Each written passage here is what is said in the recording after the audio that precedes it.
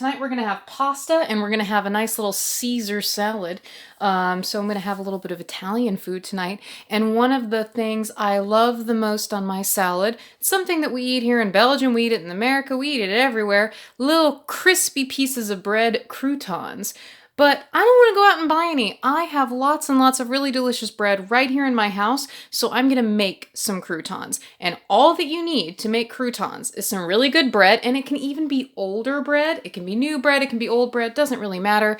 You might want to have some garlic powder or some garlic salt and some olive oil, and that's all that you need. So behind me, I have my oven preheating to a pretty low temperature.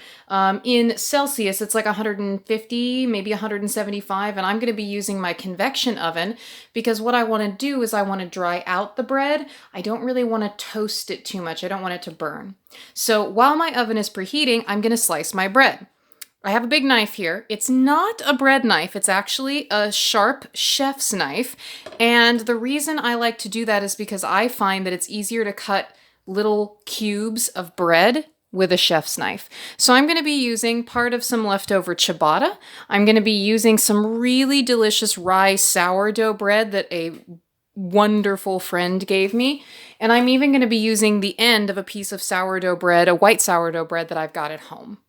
So to safely cut bread with a chef's knife, we have to be careful because normally when you slice bread, you need a knife that looks a little bit like this, where it has these little bumpy edges and you can saw the bread back and forth, but we will only use that kind of knife if we absolutely have to. This one for me is easier to cut the squares I need. So fingers very far away from the loaf. Bread is soft, but since I'm gonna cut it into squares, I don't really care if I squish the bread. That's fine. And I'm not really squishing the bread anyway. So I'm cutting slices of this bread, and then I'm going to cut it into squares. The size of the square is entirely up to you. I'm going to make mine into kind of medium-sized squares. Now, once I have my squares cut, I have a big old baking sheet. You can also put your bread cubes into a really big bowl. And then when you're doing your seasoning and putting on your olive oil, that can make it a lot easier to toss the bread around and get the olive oil and the seasoning evenly on the bread. Now we've got lots and lots of little cubies of delicious bread, and our next goal is to put some olive oil on them and to season them. We will need clean hands to do this. I always believe in mixing my croutons with my hands. So we don't want to drown them in olive oil. We want to drizzle, but not too little either because bread will soak up the oil. So I probably end up putting on a couple tablespoons of olive oil. And then I'm going to use a spice that you probably don't have at home unless you're in, I don't know, California or Oregon.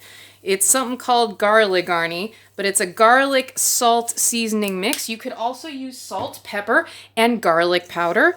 And I'm going to toss until I get a reasonable amount of olive oil and garlic-arni, or garlic salt, or anything like that. You could also use parsley, you could use oregano, you could use rosemary. You can really invent the kind of seasoning that you want on your croutons. Okay, this looks pretty good, and I do indeed like to try a crouton and make sure that everything's right. Garlicky. All right, so now I'm gonna wash my hands really fast, and then we're gonna dump these onto our baking sheet and put them into the oven. So now it's time to put our croutons onto our baking tray.